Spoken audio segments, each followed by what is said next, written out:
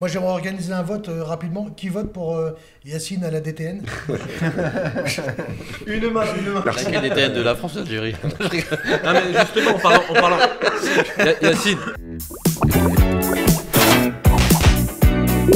Allez, bonjour à tous et bienvenue sur Unifoot TV pour l'émission Kick and the Foot en compagnie de Yacine Ahmed, notre invité du jour. Comment tu vas? Bonjour à tous, ça va bien. Ça va? Tu vas bien? Ouais, ça Ça fait va. longtemps que t'as pas vu.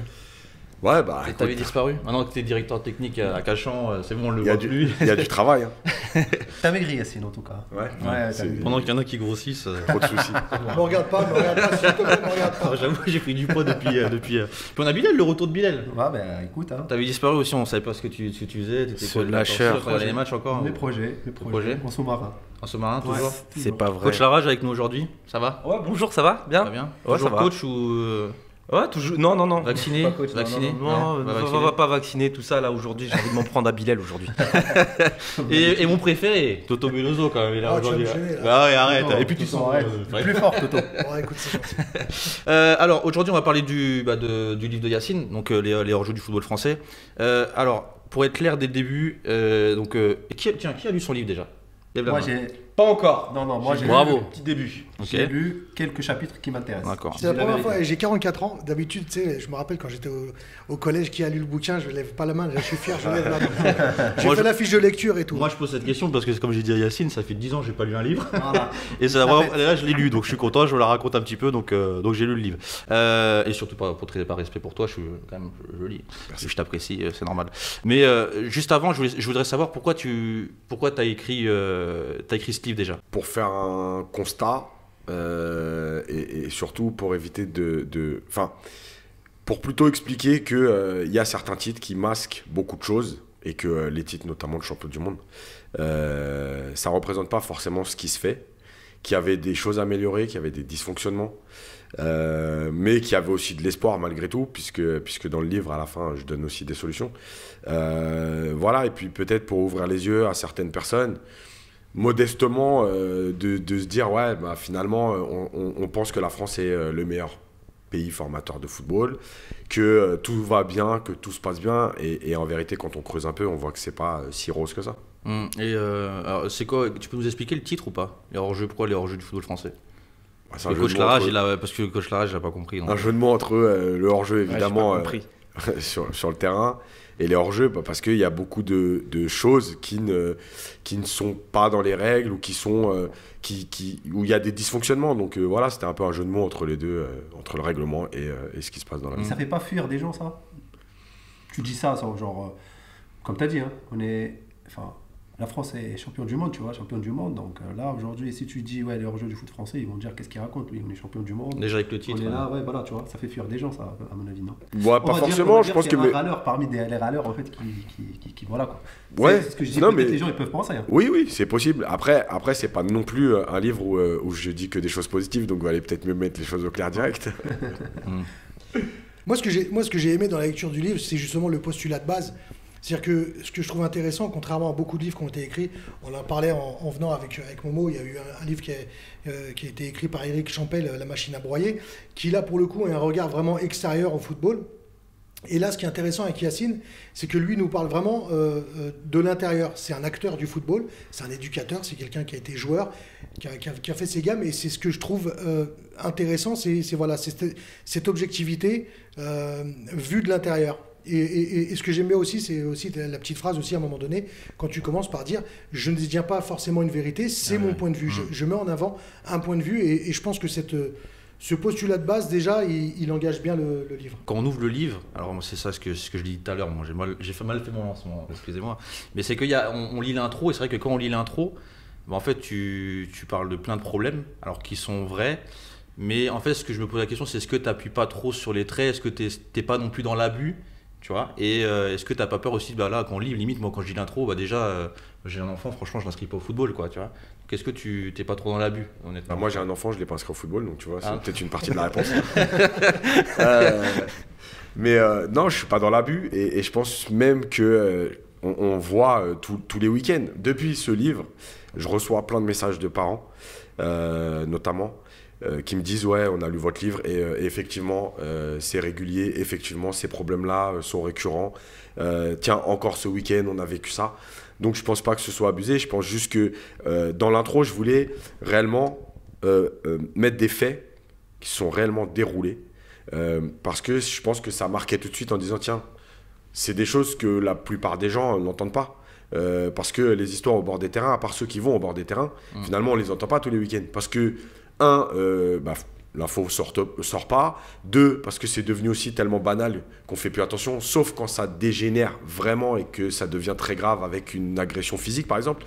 Mais jusqu'à ce que ça reste que dans les mots, je pense qu'on fait plus attention. C'est-à-dire que tu vas jouer un match le week-end et les parents vont même pas te dire tiens, le week-end dernier on était là et ça s'est mal passé, parce qu'en fait c'est normal. D'accord, ouais. Donc moi je pense pas que j'abuse et tout ce qui est sorti depuis le livre, voilà, je pense qu'il y a des histoires et je pense que j'abuse pas, je relâche. En plus je dis pas je ressens ça, tout ce que je dis ce sont des faits. Ça, C'est des gens qui t'ont rapporté ça et c'est toi aussi de voilà, et c'est aussi des histoires qui sont parues dans les journaux, dans les régions où c'est arrivé, quand je parle de l'éducateur qui a été agressé. Voilà, donc il y a eu j'invente un rien. incident là, en plus, là, il n'y a même pas quelques jours. Il y a eu un truc en Bretagne hier, Ouais, c'est ça. en Coupe de France. Voilà, donc c'est régulier et c'est pas spécifique à la région parisienne non plus.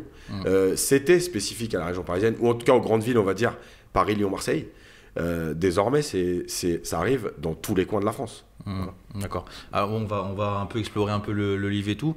Donc moi je voulais savoir, alors tu parles d'un truc qui m'intéresse, tu parles de diversité dans le football parisien, et je voudrais savoir pourquoi cela est un atout de la diversité dans notre football. Parce que en fait, tu as tous les profils, c'est-à-dire que, je le dis régulièrement, dans d'autres pays, tu as plutôt une majorité de profils qui se ressemblent. En France, tu as tous les profils. Alors, tu parles pour toute la France, ou tu parles des grandes villes où la diversité, il y a Non, aujourd'hui, c'est toute la France. Après, encore une fois, oui, il y a 20 ans, c'était plutôt la région parisienne et on va dire Marseille. Aujourd'hui, c'est toute la France. Tu vas en Bretagne, tu as des joueurs noirs, tu as des joueurs arabes, tu as des joueurs, voilà, tu as des joueurs qui viennent de partout. Donc, cette spécificité de la France, elle est hyper importante et elle devrait être encore plus valorisée. Parce qu'en France, on a tous les profils européens, africains, Afrique noire, Maghreb, avec toutes les différences physiologiques, etc., qui existent. Et en fait, on a tous les profils de joueurs chez nous directement. Contrairement, par exemple, je vais prendre l'exemple le plus flagrant, c'est l'Espagne. Pourquoi les Espagnols viennent chercher certains joueurs en France? Parce que c'est le profil qui leur manque dans leur pays, en termes de formation. Le joueur plutôt athlétique, etc. En France, on n'a pas ça, on n'a pas besoin d'aller chercher ailleurs. On a tout ce qu'il faut ici. Et on ne devrait même pas avoir besoin d'aller chercher ailleurs. T'as pas l'impression que, justement, au-delà du panel large qu'on puisse avoir de joueurs, justement, on est trop souvent dans des stéréotypes de joueurs, malgré qu'on ait le choix? Et alors, justement, c'est la deuxième étape, c'est qu'on a tous les profils. Mais après, on se sert que d'un ou deux profils types, parce qu'on a décidé justement que c'est le joueur qui se vendait, que c'est le joueur aussi qui permet de moins travailler, parce que c'est un joueur qui a des aptitudes physiques ou techniques très en avance. Et on le prend, on joue avec lui sur ses qualités. Et c'est un joueur qui ne demande pas de réflexion. De toute façon, ça sur le long c'est quelque chose terme. qu'on va approfondir. C'est vrai que quand j'ai lu diversité, j'ai imaginé des jeunes, parce que c'est vrai que on entraîne tous des jeunes, et c'est vrai qu'ils voient toutes les cultures, et c'est pour ça que c'est important de dire pourquoi cette diversité là elle est importante. Et ils ont besoin de le savoir. On en parlera. Je sais que tu parles un peu de la diversité au niveau footballistique, tout ça. Ouais, tu voulais dire quelque chose? Ouais, Yacine, est-ce que la question est, est-ce qu'il y a eu un élément déclencheur qui t'a dit en fait que stop, maintenant je vais écrire un livre parce que là trop c'est trop? Il n'y a pas qu'un élément, et je pense que le premier c'était déjà, moi vraiment ce qui me dérangeait c'était de dire on est champion du monde, en gros il n'y a pas de débat, vous ne pouvez pas parler. En fait déjà c'est faux, parce qu'un titre de champion du monde, même s'il est acquis sur le terrain, avec des compétences, des qualités, que ce soit l'entraîneur, l'équipe, les joueurs, etc., ça reste un tournoi de 7 matchs. Et même s'il y a très peu de surprises finalement à l'arrivée, quand on regarde les champions du monde, les pays qui ont été champions du monde, il y en a pas beaucoup finalement. Mais malgré tout, le titre de champion du monde, il ne reflète pas forcément un travail sur le long terme ou un travail de formation. Parce que la plupart des joueurs français, par exemple, ils franchissent un cap quand ils partent à l'étranger. Donc, Ça veut bien dire qu'à un moment donné, il y a quand même quelque chose qui va pas entre le moment où tu atteins le haut niveau et le moment où tu vas atteindre le très haut niveau. Mais comment dire, là tu parles de la Coupe du Monde, la dernière, mais est-ce que le début, justement le début de tout ce baroufle, ça a commencé justement après le titre de champion du monde 1998 ou c'était bien avant? Tu vas parler dans ton micro, hein, Mais en fait, c'est l'histoire du football français aussi. C'est quand on connaît l'histoire de la DTN, comment elle a été créée, par qui Georges Boulen, je crois. Voilà. Ouais. Comment elle a été créée, par qui, comment il s'est servi de la DTN, comment il a aussi mis en place des choses pour favoriser les anciens joueurs pros, etc. La façon de voir le football. Alors que Georges Boulen, c'était quand même celui qui te disait moi, je préfère gagner 1-0 que 6-3. Donc, il a appris de Kovac, ça, si on va parler. En plus. Donc voilà, donc le truc, c'est que c'est l'histoire du football français qui est comme ça. Après, effectivement, tu peux trouver des points de bascule où le titre de champion du monde 98, il arrive comme une première bascule dans l'idée de dire il n'y a que la victoire qui compte. On est enfin champion du monde.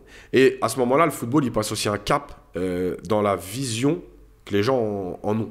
Ça veut dire qu'avant, le foot, c'est quand même un truc de pauvres.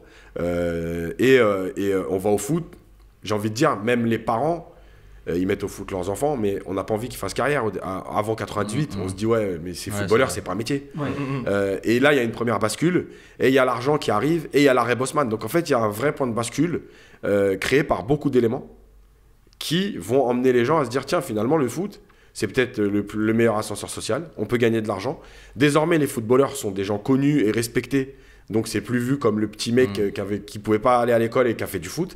C'est plus facile, on va dire, pour les parents. Voilà, donc il y a tout ça. Après, tu as d'autres points de bascule, peut-être au niveau européen. Ça veut dire que quand les pays européens se sont dit, tiens, en France, il y a des joueurs à aller chercher, et que la France est devenue un des pays le plus exportateurs aussi. Alors, il y a la notion de plaisir que tu parles dans le livre, et tu dis que les joueurs veulent être pros par amour et passion, mais aussi pour sortir de la galère à leur famille. Mais quand ils pensent au fait de vouloir sortir leur famille de la galère, tu dis que ça enlève la notion de plaisir. Donc pourquoi ça enlève la notion de plaisir?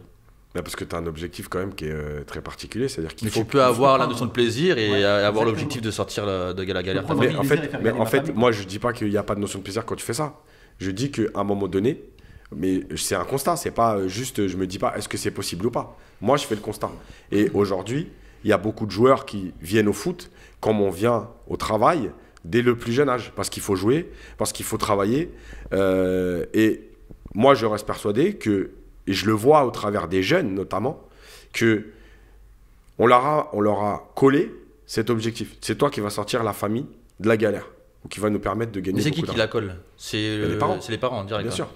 Et donc, à partir du moment où tu as une pression comme ça très jeune, tu peux pas me faire croire que tu viens au foot par plaisir.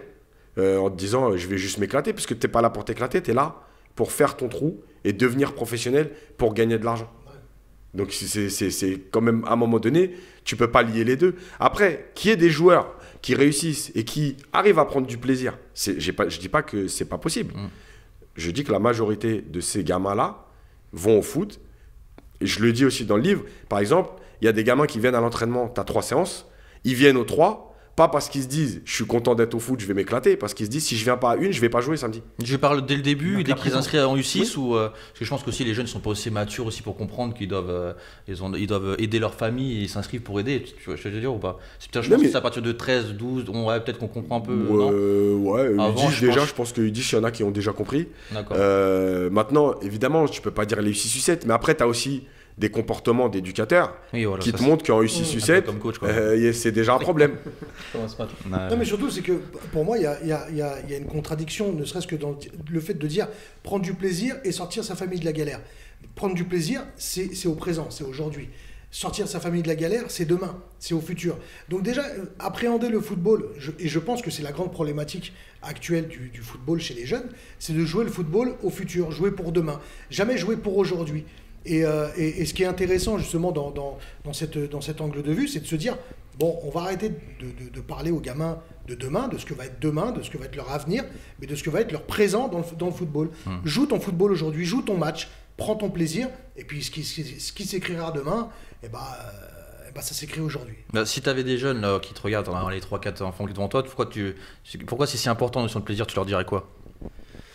Mais comme le dit Farid, c'est que en fait, tu viens jouer un match, mais tu es déjà occupé par est-ce qu'il y a des recruteurs? Est-ce qu'on va te voir? Est-ce que je vais être est-ce que je vais être repéré? Mais ton match, tu es en train de le jouer maintenant. C'est-à-dire que tu ne le joues pas pour les autres, tu le joues pour toi, avec ton équipe, pour partager un moment, pour gagner le match, pour marquer des buts, pour appliquer aussi ce qu'a demandé le coach depuis le début de l'année. Mais pas pour dire, vite, il faut que je marque un but parce qu'il y a un recruteur qui est là 20 minutes. On m'a dit qu'il y avait le recruteur de Rennes qui était là. Il faut absolument que je me fasse repérer maintenant. Donc, je leur dirais quoi? Moi, je leur dirais de toute façon... Enfin, je leur dirais...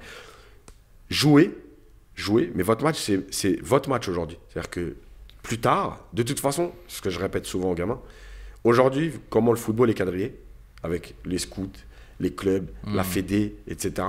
Franchement, si tu es un très bon joueur, tu passeras pas au travers des mailles du filet. C'est-à-dire que nous, à notre époque, moi j'ai 45 ans. Il fallait 4 détections. Mais ouais, il fallait vraiment qu'il y ait de la chance.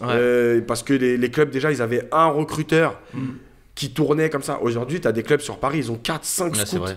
Donc c'est impossible. Sans compter le Sans nombre de compter coups de fil ce qu'ils que tu- reçoivent, Voilà, après, Sur les éducateurs qui sont en lien bien sûr. avec, Donc, vous prenez pas la tête. Si vraiment vous êtes bon, la chance, vous l'aurez. Donc, juste profitez du moment. le Jouez plaisir, votre c'est match. hyper important aussi pour se développer aussi. Ça peut être en tant que Bah, joueur de toute aussi. façon, moi, je reste persuadé que quand on fait quelque chose par plaisir, on Ouais, avance c'est- plus ouais. vite Mais, que quand... Yacine, comment les faire prendre conscience? Est-ce que, par exemple, tu devrais pas faire des conférences comme on voit sur Internet, des conférences TED pour justement sensibiliser justement cette future génération pour décrire, enfin pour montrer ce que tu dis dans le livre, quoi.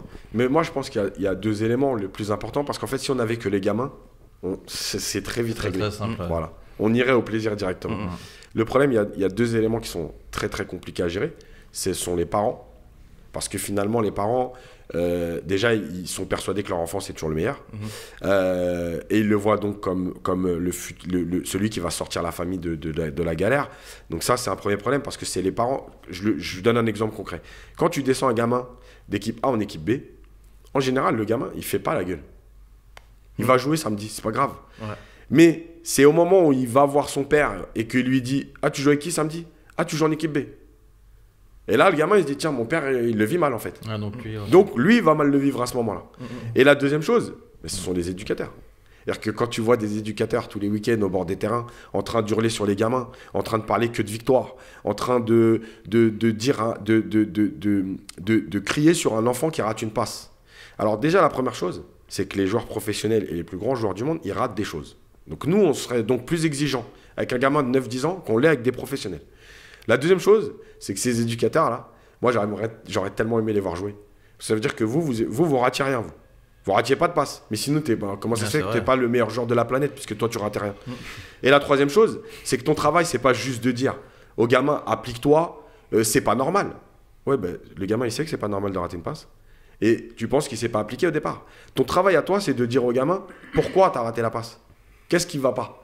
Ta position de corps, le temps que tu as donné, le temps que tu as mis entre le contrôle et la passe. Est-ce que tu as choisi la bonne surface de contact? Est-ce que tu as levé la tête? Est-ce que la passe que tu as choisie, c'était la meilleure ou pas? Voilà, c'est ça ton travail. C'est questionnement. Donc en fait, il y a aussi le comportement de l'éducateur. Mais quand moi j'entends, quand j'entraînais encore, et que j'entendais dans le vestiaire d'à côté les éducateurs faire leur causerie et tout, mais moi je me dis, là je rentre sur le terrain, j'ai juste envie de tuer quelqu'un. Non mais voilà, j'ai pas envie de jouer au foot. J'ai juste envie de tuer quelqu'un. Voilà, et ça passera par eux. Maintenant le problème c'est que tu dis des conférences, alors tu peux faire ça, mais le Ça problème... peut être une bonne idée, mais Yacine. Hein. c'est pas ça, c'est que ce que je veux dire, c'est que le problème, c'est que souvent, il y a en fait des éducateurs qui pensent déjà comme moi et qui vont se dire, oui, moi je suis d'accord avec lui, etc. Beaucoup. Et en fait, tu as les autres qui vont se dire, mais en fait, qu'est-ce qu'il vient de faire la morale lui? Ça fait 30 ans que le foot il marche comme ça. Tu vas faire quoi de plus, tu vois? Moi, je sais que mais j'ai fait monter les U15, machin, et il va te raconter son CV. C'est moi qui ai fait monter les U15, c'est moi qui ai fait monter les U16. Donc, qu'est-ce que tu viens me parler de, tu vois? Donc, en fait, on va être toujours dans ce conflit. Et moi, ce qui me dérange le plus en France, c'est ça. C'est qu'en fait, il n'y a pas de débat. C'est-à-dire que les gens, ils ne t'écoutent pas en se disant, soit tu as raison et ils sont avec toi, soit tu as tort, mais ils t'écoutent pas. Mm. Mais il n'y a pas de débat en France. La notion de plaisir, en fait, en gros, c'est aux éducateurs, aux parents, de Bien l'inculquer. sûr. Voilà, et moi, j'ai un jeune, j'ai un jeune qui est comme ça. Tu peux lui dire ce que tu veux. Les parents, il dit, tu viens au foot pour le plaisir. Tu joues on s'en fout. Même lui, tu viens pas, tu viens quand tu veux. J'ai beaucoup de ça à Saint-Maur, il y a beaucoup de jeunes comme ça. Et c'est vrai qu'il y en a, tu vois, il y a des parents qui le font bien, tu vois, le travail là. Donc, Juste pour revenir avec l'avenir, ce qu'il a dit Farid aussi, l'avenir et le présent. Aujourd'hui, peut-être moi je serais pas d'accord avec vous dans le sens où tu peux vendre des rêves à des petits. Mais je peux lui dire par exemple, ouais, bah demain, je sais pas, il s'entraîne au Paris Saint-Germain, bah, il peut rêver de jouer en senior avec les pros de Paris Saint-Germain. Peut-être avoir des étapes dans leur rêve, tu vois. Mais moi, j'interdis pas aux gamins de rêver. Voilà, c'est ça. Ah non, moi c'est aux parents. Exactement ça. C'est pour moi. Parce que les gamins, il a besoin de rêver. Voilà. Bien sûr. Pour moi, un petit, il doit être ambitieux. Oui. Il doit dire, ouais, moi, demain, j'ai envie de devenir un joueur pro. Demain, j'ai envie de jouer au Parc des Princes. Demain, j'ai envie de jouer. C'est ça, en fait. Oui, mais il n'aura pas. Pour moi, là, vendre. Enfin, il faut rêver par étapes. C'est pas aujourd'hui, comme tu dis, tu vois, le petit, peut-être, il n'est pas concentré sur son match ou il fait un mauvais match. Et il finit le match, après il va te dire ouais mais j'ai envie de jouer comme Mbappé. Ouais, je suis pas tout à fait d'accord avec toi sur le fait de rêver par étapes. Un rêve par essence, c'est déjà quelque chose peut-être de grand quoi. De grand et sous une certaine forme d'inatteignable. Pour moi, c'est pour ça qu'il ne faut pas confondre entre les rêves et les objectifs. Tu peux avoir l'objectif de jouer en équipe première, tu peux avoir l'objectif de signer en centre, et ainsi de suite. C'est pas. Non mais j'imagine un petit, il n'est pas ambitieux. C'est-à-dire, il rentre, il va jouer Ouais, aujourd'hui, mais il n'a pas d'objectif. Un gamin, il va rêver de jouer la Ligue des Champions, tu vois. Il va rêver de jouer la Ligue des Champions, il va jouer de jouer au Real Madrid, il va jouer de marquer un but en équipe de France. Et ça, c'est des rêves qui, en soi, sont inatteignables à l'instant T. Mais je te dis, c'est pour ça que le problème, c'est que souvent, ils confondent leurs rêves et leurs objectifs. C'est-à-dire que le rêve, c'est de signer pro. Le rêve, c'est de signer en centre. Le rêve, c'est de je sais pas, de jouer un tournoi avec des équipes où il y a le Barça. C'est pas des rêves, c'est juste des objectifs. Et le fait de confondre les deux, ils sont constamment entre des rêves et des objectifs qui sont pas très clairs, tu vois, en fait. Ouais, mais c'est ça, en fait, c'est ce que... Ouais, j'ai compris ce que tu as dit, Farid, mais le fait, en fait, que tu me dis, ouais, aujourd'hui, par exemple, tu as un gamin, il va venir, il va jouer, il va se concentrer sur son match, et il oublie... Enfin, il doit pas penser à autre chose, il doit pas penser à l'avenir, il doit pas penser... Moi, je trouve ça, en fait, c'est limité, en fait, parce que un petit, pour moi, il doit être un rêveur. Aujourd'hui, je vais faire un bon match, parce que demain, j'ai envie d'aller jouer ailleurs. Oui, mais lui, en fait, c'est ça en fait. T'as compris. Mais je pense qu'il y a, en fait, il y a une, ouais, c'est vrai, mais il y a une chose essentielle, c'est que, en fait, le petit, il rêve, mais les parents, ils t'en font un objectif. Et le petit, même s'il rêve d'être professionnel, il jouera son match normalement. Par contre, si le père derrière, il lui dit, mais moi, je veux que tu deviennes pro parce qu'il y a de l'argent, et ben le petit, son rêve, ce sera toujours le même. Mais c'est plus un rêve, c'est un objectif. Et donc, dans sa façon d'être sur le terrain, il y aura obligatoirement une différence, tu vois. Ouais. C'est comme si je te dis à l'école, ton père, il te dit, le contrôle de maths, moi, je veux que tu me ramènes 18. Toi, ton objectif, c'est d'avoir 20. Ouais. Ton rêve, c'est d'avoir 20. Ouais. Donc, tu vas y aller, tu vas faire ce que tu peux. Ouais, maintenant, la pression, c'est pas la même si ton père, il te dit, tu as intérêt à me ramener 18. Voilà. Tu vois ce que je veux dire? C'est ça la notion. Et c'est pour ça que le gamin, il doit rêver. Ça, c'est obligatoire. Voilà, ça fait partie de la construction. Mais il ne faut pas que ce soit le rêve des parents ou l'objectif des parents. Il est en train de réaliser le rêve de ses parents en vrai. Voilà. Et c'est ça la limite entre les deux. Moi, je rêve toujours de jouer la Coupe du Monde, je vous le dis honnêtement. Moi, je rêve d'être joueur professionnel. Non, mais c'est ça ce qui est beau dans le rêve, justement. Tu prends la PS5 et tu joues. Hein, pour rester sur les parents, alors ça m'est arrivé, c'est marrant parce qu'il apparaît de ça dans le livre, c'est que tu parles des parents qui veulent suivre les éducateurs.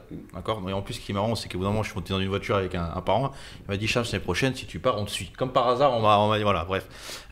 Pourquoi tu es contre cela, déjà et pourquoi tu es contre aussi que les clubs acceptent d'accueillir ces joueurs-là?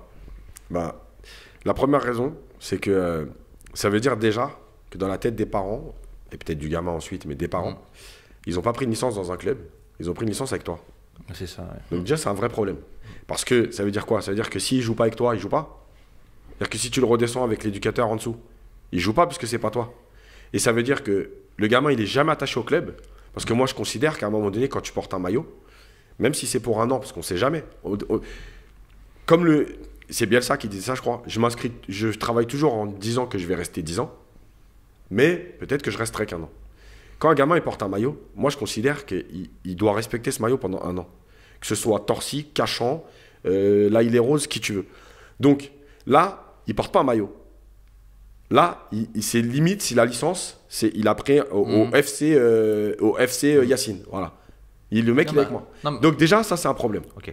La deuxième chose, c'est que les parents, les clubs, quand ils acceptent tout ça, ils ont déjà des gamins au club, non? Donc, ils vont laisser un éducateur, qu'ils ont recruté parce qu'il est compétent, venir avec une équipe. D'accord? Et la dernière chose, c'est que dans ces gamins-là, alors, encore une fois, on enlève les U6, U9, etc. Ouais. Mais U11, U12, U13, tu peux faire jouer que 6 nouveaux joueurs. Donc, tu recrutes, toi, tu viens avec tes 12 gamins, mais de toute façon, il n'y en a que 6 qui vont pouvoir jouer. D'accord? Donc, les 6 autres, t'en fais quoi? Ils font quoi? Ils vont voir leurs potes jouer le dimanche? Ouais, je suis d'accord avec toi. Je suis d'accord Non, mais avec toi sur voilà. Donc, en fait, c'est juste pas possible.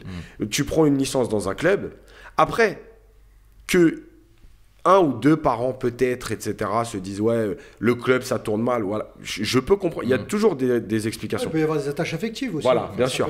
Mais tu peux pas, toi, emmener 12 gamins. Et la dernière chose, c'est que moi, je considère le métier d'éducateur comme quelque chose de très spécial. C'est-à-dire que tu transmets des valeurs, etc. Ah oui. Et quand tu arrives dans un club, moi, je me suis toujours dit, et c'est une règle que je me suis collé, quoi, c'est de dire, il y a des joueurs en place. Moi, mon travail, c'est de travailler avec eux. C'est-à-dire que si je recrute 1 ou 2 joueurs, il n'y a pas de problème. Mais je ne vais pas recruter 8 joueurs. Ça veut dire quoi? Ça veut dire, vous, en gros, vous êtes déjà au club, mais vous êtes nuls. Moi, je vais ramener une vraie équipe. Mais non, mon travail, c'est pas ça. Mon travail, c'est de faire progresser les gamins qui sont là. Et après, on s'étonne en plus, quand les parents font ça, que les gamins, ils n'ont plus de copains du foot. Moi, j'ai des potes d'enfance du foot. Bah, ces gamins-là, ils ne peuvent pas avoir des potes d'enfance du foot, puisqu'ils ne sont pas dans la même école. Ils changent de club tous les ans. Donc, ils n'ont même pas d'attache entre eux. Alors, sur ça, moi je suis d'accord avec toi. Après aussi, ce que tu peux aussi voir, c'est que après, moi, on travaille dans le foot. Aujourd'hui, de voir des bons éducateurs, je suis désolé, c'est rare. Après, je veux pas dénigrer les gens, mais après, je veux pas te faire du mal. Hein. Mais souvent, les parents, ils viennent pas avec toi parce que tu es un très bon éducateur. Je sais très bien. Non, je sais aussi. Attends, ils viennent pas avec toi parce que tu es un très bon éducateur. Ah, je dis pas Ils que je suis viennent un bon avec. éducateur. Non, mais je te parle pas de toi, je dis des J'en suis éducateurs un. en général. Ils viennent avec toi parce qu'ils auront la facilité de se dire, il va encore jouer en A. Ah, mais après, c'est à moi aussi de faire comprendre que ça va pas être le cas. Ah non, mais ça, après, c'est un autre Voilà. problème. Mais les parents, quand ils suivent un éducateur, c'est pourquoi? Ah, il le connaît bien, on va pas prendre de Oui, risques. voilà, c'est ça la plupart du temps. On sait qu'il va Franchement, jouer, c'est moi, ce que je il me trouve plus connaît, pernicieux. en plus je machin, je sais très bien. Mais après, on peut accepter aussi que. Moi, ce que je trouve un peu plus pernicieux, à la rigueur, qu'il y ait des attaches affectives qui se fassent entre. Voilà, il y a des parents qui vont bien aimer le feeling qu'il y a avec l'éducateur, qui veulent le suivre. On va dire, allez, pourquoi pas. Moi, ce que je trouve pernicieux, c'est quand justement un éducateur s'approprie des joueurs. C'est mes joueurs. que ça. C'est-à-dire que moi, je pars, j'emmène mes joueurs, et tu prends pas mes joueurs, c'est-à-dire que c'est mes joueurs. Ouais, c'est vrai que ça. Ils sont pas sur ton livret de famille. Tu vois ça ou pas? C'est-à-dire qu'à un Ça moment se fait de donné, plus en plus. ils sont pas à toi. Ça se fait de plus en plus. Mais après, je peux Ouais, que comprendre ça. que l'investissement d'un éducateur sur du travail du long terme, sur du long terme, il peut sentir une marque de fabrique qu'il a apportée à des gamins. Mais ça n'empêche que c'est pas ses joueurs et qu'il ne faut pas tomber dans ce travers-là parce que c'est justement à partir de là que commence la problématique de dire, bah voilà, le gamin s'il signe, il est avec moi, je commence à me mettre en contact avec des agents pour. Mais tout le monde le fait en ainsi de plus, suite. enfin, on le sait, on va prendre des clubs, moi que j'ai fait, on a perdu peut-être 100 joueurs parce qu'un éducateur, même un responsable de l'école de foot, qui a pris tous les joueurs pour amener sur le club à côté. Ça, voilà, on le connaît, mais après je connais aussi des parents, je peux comprendre pourquoi des fois ils me disent, bon voilà, si t'es encore l'année prochaine, je préfère rester avec toi. Il y a ce côté que tu parles aussi, mais aussi il faut pas se le cacher. Aujourd'hui, des bons éducateurs, franchement, j'en vois pas beaucoup. Aujourd'hui, des mecs qui se comportent comme des mecs qui veulent gagner avec des champions, qui disent alors parce que là, quand ils vont être avec nous, là, ils vont dire ah oui, Yacine elle a raison. Après de le faire après en dehors, là c'est autre chose. Mais franchement, moi honnêtement, hein, moi ça fait longtemps Est-ce que je que suis dans t'en le vois foot. pas beaucoup? Mais j'en ou vois est-ce pas, que- mais ou j'en- est-ce que mais j'en est-ce vois que c'est rarement. plus les mauvais qu'on voit surtout? Mais c'est pour ça, après, là c'est pour ça qu'on va. Là, c'est pour ça que je vais vous poser une question à tous. C'est qu'on va rester sur sur le rôle d'éducateur. Pour vous, c'est quoi? Je vais commencer, tu finiras Yacine. C'est quoi être un bon éducateur? C'est quoi être un bon éducateur pour toi, coach? À transmettre des valeurs, je sais pas, un bon éducateur, j'ai envie de te dire plein de choses. Mais j'ai envie de te dire, en Vas-y, gros, hein, être un homme avant tout. Hein. Je sais pas, d'abord. Être éducateur, franchement, c'est vaste. Hein, C'est très vrai, parce vaste. qu'aujourd'hui, C'est on parle, vaste, mais- on parle d'un mais métier. moi- C'est pas un métier, mais moi, parce qu'on n'est pas. de ce que je vois, en fait, il y a plein de trucs, tu vois. Comme il a dit, Yacine, c'est très important, c'est qu'aujourd'hui, moi, je suis éducateur. Je vais là où je vais, je gagne. Mais je ramène mes joueurs avec moi. Comme on dit, mes joueurs. Peut-être pas, tu vas pas aimer. Mais quand je ramène mes joueurs, est-ce que je suis bon ou je suis pas bon? Là, aujourd'hui, je suis parti d'un club à un autre club, j'ai ramené mes joueurs, j'ai gagné. Bah, le directeur sportif ou le directeur technique, il n'a pas regardé, mais j'ai gagné tous les matchs, je gagne. Par contre, ce que j'apprends aux petits, bah, casser, je sais pas quoi. Parce que là, aujourd'hui, ça dépend. Pour le club, je suis un bon. Mais pour les autres, Non, je mais suis pas pourtant, bon. en gros, un bon éducateur, Voilà, c'est un mec aujourd'hui- qui voit pas le résultat et qui voit. Bah, juste- voilà, il aujourd'hui, lui il y apprend a des plein, choses. il y a plein de facteurs. Il lui apprend, ok. Après, moi, l'éducateur aussi, il y a trop de pression aujourd'hui. Il y a les clubs, il y a les C'est parents. transmettre il y a- l'amour du football, tout Il y, simplement. a, il y a trop de pression. Vraiment, c'est. Ah, après, on va voir, on va regarder un petit éducateur, peu. c'est Voilà, moi, je veux compliqué. savoir parce que c'est intéressant parce qu'on a tous ces éducateurs, mais après, quand on doit le définir, c'est autre chose. Farid. Bah, éducateur, déjà, quand tu prends déjà le mot éducateur, enfin, tu vois, la racine éducation, c'est un mot qui est très très large. Donc tu peux en réalité y mettre énormément de choses. Donc je pense qu'il y a déjà, quand on parle des petites catégories, pour moi par exemple, l'objectif numéro 1, et ça ne veut pas dire qu'il n'y en a pas d'autres derrière, l'objectif numéro 1 d'un éducateur en école de foot, c'est pour moi, ça reste leur faire L'éducation. aimer ce sport. Ah, ok, d'accord. C'est pour moi l'objectif numéro 1. C'est-à-dire qu'un gamin qui va aller en école de foot, ça ne veut pas dire qu'il n'y a pas d'objectif numéro 2, 3, 4, 5, 6, 7, 200, 300, mais le 1, c'est les gamins doivent aimer le foot. Et ça passe justement par plein de choses. Un éducateur, ça va être une espèce de, On revient en notion de plaisir, grand aussi, frère, voilà, de plaisir, pourquoi pas d'entretenir des rêves, de leur expliquer c'est quoi un rêve. Et moi, un bon éducateur, c'est quelqu'un qui va toujours être dans le juste équilibre, de ne pas tuer les rêves des gamins et non pas non plus de les projeter dans des rêves inatteignables en leur faisant croire que ça peut être forcément une réalité. Après, on peut parler des aspects techniques et ainsi de suite. Là, après, dans l'éducateur, c'est vrai qu'il y a aussi le mot éduquer, tu vois, éducation, tu vois. Donc, oui, éducation footballistique, sportive, mais tu peux, footballistique, citoyenne, sportive, ce que tu citoyenne, veux. donc voilà. Yacine, pour toi, alors c'est quoi? Donne-nous la définition que tu donnerais à un jeune qui nous regarde là, du bon éducateur. Bah, un bon éducateur, pour moi, c'est deux choses. Alors, évidemment, il y a la transmission de ce qu'est le football et de l'amour du football. Du jeu de football, je parle. Hein. Pas de tout ce que ça va t'apporter. Mais c'est aussi celui qui est capable de transmettre des valeurs, notamment, par exemple, de respect, de vie en collectivité et de notion de partage. Parce qu'en vérité, le foot, c'est quoi? C'est pas le tennis. Le tennis, tu viens sur le terrain, tu fais un contre un et tu es là pour gagner ton match en face et détruire l'autre, entre guillemets. Au foot, tu es aussi dans une notion de partage. C'est-à-dire que quand tu vas faire une passe à un coéquipier, c'est un cadeau que tu lui donnes, tu vois. Et cette notion-là, aujourd'hui, moi, je trouve qu'elle est de moins en moins présente. Pourquoi? Parce qu'on est dans l'individualisme. C'est-à-dire que l'éducateur, il va être très, très centré sur le gamin qui fait la différence, etc. Moi, je pense que cette vie en collectivité, c'est, pour moi, la base du travail de l'éducateur. Alors, sur le plan extra-football, on va dire, parce qu'après, évidemment, il y a le côté technique, progression, tout ce que tu veux.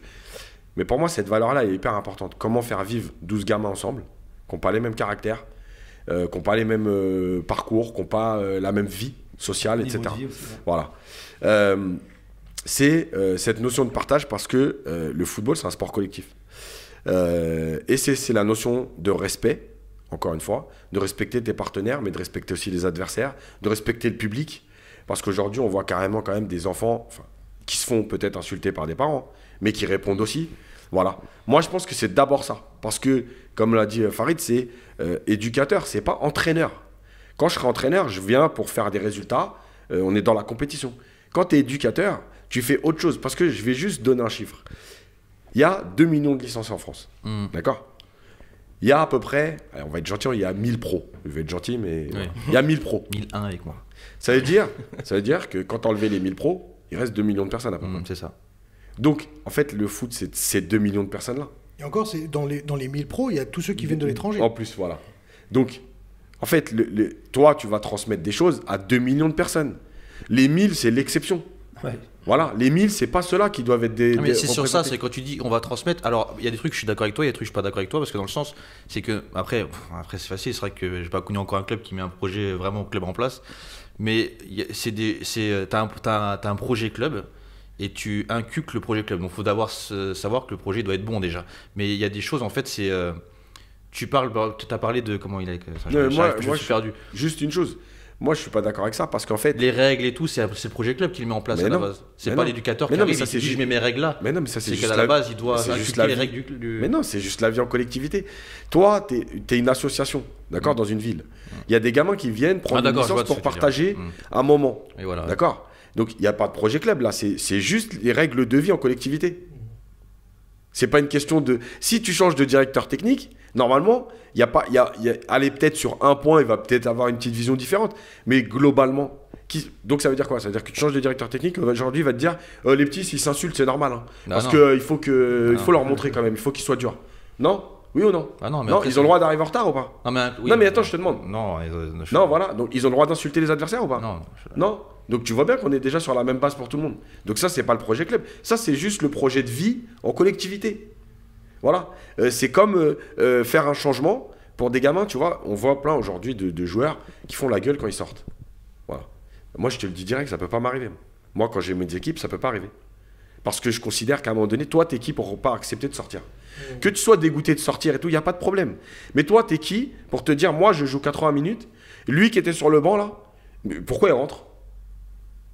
Ben voilà. Mais ça, c'est la vie en collectivité. Quand tes gamins, ils l'ont compris, tu vois, moi, je donne mon exemple à Chartres parce que j'avais des U15, c'est le dernier. Aujourd'hui, je suis responsable technique, donc j'ai pas d'équipe. Mais à Chartres, oui, les 2 premiers matchs, les mecs, ils n'ont pas compris. Parce que moi, je m'obligeais à faire jouer chaque gamin 40 minutes au moins. Au début, ça leur a fait bizarre parce que normalement, les coachs, ils font rentrer à 10 minutes de la fin quand tu gagnes 2-0 parce qu'il ne faut pas bousculer l'équipe. Mais au bout de 3 matchs, ils ont tous compris. Ils faisaient plus la gueule parce qu'ils sortaient au bout de 20 minutes, ils allaient rentrer encore et que tout le monde jouait le même temps et que les gamins qui venaient en déplacement se tapaient 2 heures de quart, bah, ils jouaient au moins 40 minutes et ils ne rentraient pas 4 minutes 30 à la fin. Et après, tout le monde l'accepte, mais c'est à toi de le mettre en place. Mais par contre, il faut être juste après. C'est ça, je pense, que le plus difficile. Ouais. Voilà. Non, mais c'est vrai, parce que je me suis dit, il y a le projet club, il y a aussi une méthodologie de jeu que tu mets en place. Non, ça, des règles que tu... Il y a les règles aussi, tu sais, ça, quand tu mets une méthodologie de jeu en place, tu as aussi les règles club, là, tout ce qui est les chartes et tout, ça fait partie aussi.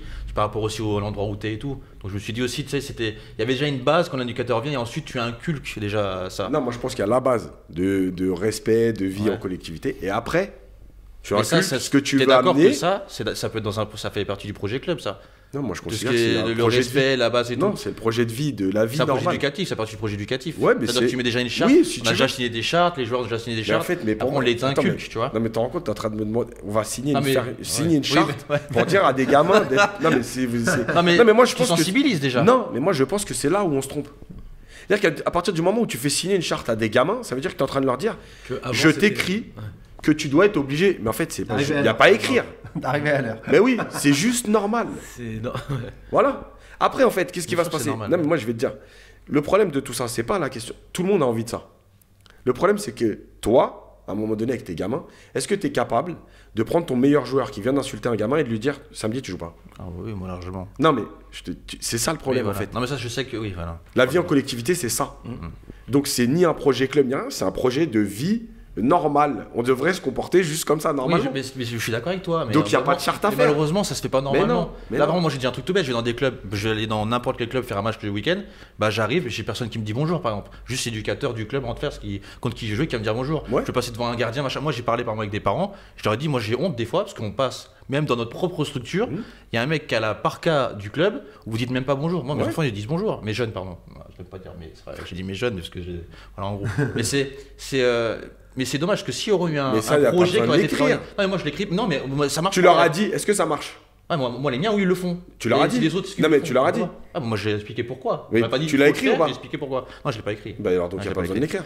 Mais j'aurais peut-être dû l'écrire. Bah oui, c'est juste une question de comportement. C'est vrai, je suis d'accord. Mais c'est pareil, c'est-à-dire que nous aussi éducateurs, on doit être éduqués par le club parce que vu qu'on la plupart du temps ils le font pas. Regarde, la plupart des clubs ne le font pas. Mais non, mais je pense que c'est là justement où on se trompe, c'est que c'est juste pas normal. Regarde, par exemple, toi, pourquoi tes gamins ils disent bonjour par exemple quand tu arrives dans un stade? Parce que moi j'ai bien été élevé, tu rentres. Normal. Non, mais toi, quand tu rentres dans un stade, tu dis bonjour. Ah bah oui, c'est. Mais qu'est-ce qu'ils font les gamins derrière? Bah ils me recopient. Bah voilà. Donc il n'y a pas besoin de l'écrire. Et encore, je suis honnête. Par contre, si tu rentres, tu mets un coup de pompe dans la porte du vestiaire. Évidemment que derrière, tu peux toujours l'éducateur. Bien sûr. Non, il faut leur dire, il faut toujours dire bonjour aux gens qui sont autour du terrain. On sait jamais, c'est peut-être un recruteur. Alors ça. Non, mais ça c'est vrai, c'est la politesse. Non mais après voilà, ils vont faire le baise-main. Hein. Je vois. Tu mets une doudoune Arsenal, alors là. En fait, c'est pour ça qu'en fait, moi je suis d'accord avec ce que tu dis, mais vu qu'en fait moi ce qui m'énerve c'est que je suis pas habitué à voir ça. Bah, je me dis, en fait, faudrait que le club déjà éduque déjà leur éducateur pour qu'ensuite l'éducateur éduque les jeunes, parce que l'éducateur en lui-même déjà n'est pas capable déjà d'éduquer la plupart du temps les jeunes. Donc c'est pour ça que je te dis, pour moi, il faudrait déjà que le club s'éduque lui-même et après éduquer l'éducateur. Ce que je voulais dire, c'est, tiens, qui est responsable des mauvais éducateurs alors? Pour toi, les mauvais éducateurs qu'on voit, qui est responsable de ça? Bah, les clubs et le système. Les clubs, parce que quand tu as un responsable technique qui vient jamais te voir et qui t'appelle que le dimanche en fin de journée et qui te dit ah, j'ai vu, t'as perdu 3-1. Mais qu'est-ce que tu fais? Tu vas lui expliquer quoi? Tu vas expliquer le match? Tu gagnes le prochain match n'importe comment, voilà. je veux dire. Voilà. Et au bout d'un moment, quand tu as appelé 3 fois, tu dis ok, bah, les gars, aujourd'hui c'est la gagne. Donc, quand tu dis donc le club est responsable. Évidemment. D'accord. Maintenant, si moi je viens te voir tous les samedis ou un samedi sur 2 et que je vois ton équipe progresser, bah voilà, je vais te dire ok, t'as perdu 3-1. Je pense pas Non. qu'il y a que ça. Non, j'ai pas dit qu'il y avait que Voilà. ça. Je dis déjà il y a le club. Donc ça c'est la première chose. La deuxième chose, c'est la visibilité. C'est-à-dire que tous ces éducateurs ils cherchent une visibilité. Et comme la visibilité, tu l'as grâce au résultat, c'est le chemin le plus court. D'accord? Et la troisième chose, c'est que on fait croire depuis un certain nombre d'années que le bon éducateur, justement, c'est celui qui gagne. Ça c'est vrai. Donc, mais tu sais quoi? Mais même là t'en parles, tu vas me dire oui, c'est vrai. Mais tu peux être sûr et certain qu'à un moment donné, dans des discussions que tu auras toi autour de toi, tu diras ah, mais l'éducateur des 14, il est 8e, il a perdu 4 matchs sur 6. Mais tu parleras jamais de jeu. Moi, je vois mes éducateurs à Cachan. Quand je les appelle, je leur dis jamais combien vous avez fait. Je leur dis comment ça s'est passé. La première chose qu'ils me disent, c'est on a perdu 3-1. Je m'en fous de ça, je viens de te demander comment ça s'est passé. Tu vois? Parce qu'on est aujourd'hui dans un système où il n'y a que le résultat qui compte et qu'il n'y a que le résultat qui est valorisé. Yacine, c'est à cause de Carlos Bilardo. Il a dit en 86, celui qui gagne a toujours raison. Je pense que c'est là le commencement. Non, mais c'est très subjectif en même temps. Enfin, tu vois, le fait, moi je suis assez comme toi sur l'aspect du jeu, sur les fondements et ainsi de suite, au-delà du résultat. Mais c'est vrai que quand tu regardes bien, quand tu parles de bon ou mauvais éducateur, ça dépend quelle grille de lecture tu as. Voilà, c'est vrai ça aussi, dépend quel référentiel tu as. Et c'est encore une fois très subjectif. Peut-être qu'il y a des gens qui vont dire que Yacine est un mauvais éducateur parce qu'il ne s'intéresse pas aux résultats et ainsi de suite. Donc je pense qu'il y a déjà un juste équilibre dans le référentiel qu'il faut avoir pour juger un bon éducateur. Et je pense qu'un un mauvais éducateur, il juge avant tout sur justement les fondements, ce dont on parlait tout à l'heure. S'il est soucieux de leur apporter voilà, une culture sportive, de leur apporter quelque chose de sain et pas... Après, le mec qui dit qu'il est Pas bon quelque parce chose qu'il a dans le gagné, but, franchement, il abuse. Donc, le premier but éducateur pour toi, ça sera quoi exactement? Pour toi? Au football. Ouais, bah oui. Pas au volet. Non, mais ça veut dire pas tout ce qu'on a dit avant l'extra-sportif. L'éducateur, pour moi, enfin pour toi, un éducateur, il est excellent pour toi, on va dire. Excellent pour toi, c'est quoi? C'est quoi l'objectif? Que ça déjà, ça Moi, existe je pense- l'excellence déjà. Non, moi je pense qu'il y a deux Son choses. premier but, on va dire. La première, en termes de collectif, c'est-à-dire que sa vision du foot, hein, moi je suis pas là pour dire oui, bien sûr. le meilleur football, c'est le football offensif et tout, chacun a sa vision. Qu'il arrive à mettre en place un collectif qui correspond à ses convictions, etc.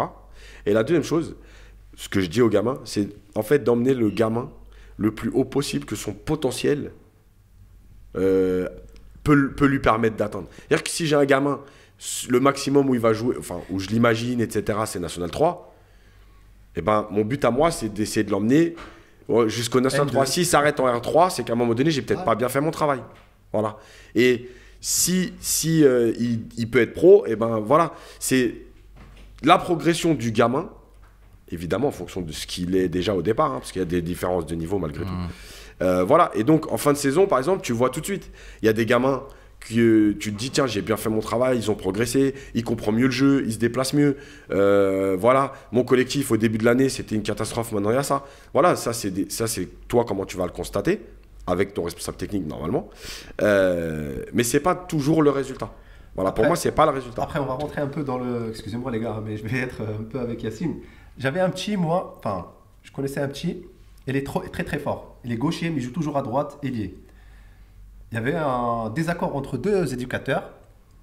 Le petit, il est fort. C'est-à-dire, quand on le met à droite, devant, voilà, le coach qui lui demandait, quand vous avez le ballon, vous donnez à tel, et il va le faire le taf, et il fait le taf, et il est très très fort. Il est doué. Il y a un deuxième éducateur, il est arrivé, le petit, son pied droit, il est mort. Il l'a mis à latéral droit. Il lui a dit quoi? En fait, il l'a mis sur son faux pied. En fait, c'est même pas il l'a mis latéral droit, il l'a mis latéral gauche. En fait, là, il a mis latéral droit. Il est gaucher, il l'a mis latéral droit. Il est joué, il l'a mis latéral. Il était en difficulté, mais il l'a forcé à utiliser son pied droit. Là, tu te vois où là dans les deux, toi? Mais moi, de toute façon, par déjà, contre, attends, excuse-moi. Donc, quand il a joué latéral droit, bien sûr, il a eu des difficultés. Et quand les recruteurs ils sont arrivés, bah, le petit, voilà quoi, tu vois, il est en difficulté. l'éducateur, il ne le met pas en valeur. C'est-à-dire, il le met en valeur, il est très très fort. L'autre, Il a il quel veut âge, l'aider. petit Il a quel âge Il avait, à cette époque-là, il avait 15 ans, je crois, 14-15 ans. Ouais, mais le problème, c'est que si les éducateurs d'avant, ils avaient fait leur travail, au lieu de s'en servir comme du fameux joueur gaucher Ouais. qui est très fort à son poste et qui reste à son poste tout le temps. Mais en fait, l'éducateur à 15 ans, il n'avait pas besoin de le mettre arrière. Ah oui. C'est ça le problème. Donc, il y Donc avait un travail moi qui était pas fait. jusqu'à U14, les éducateurs, ils le savent, moi, je veux pas de joueur avec un poste fixe. Tu sais pas comment ils vont grandir.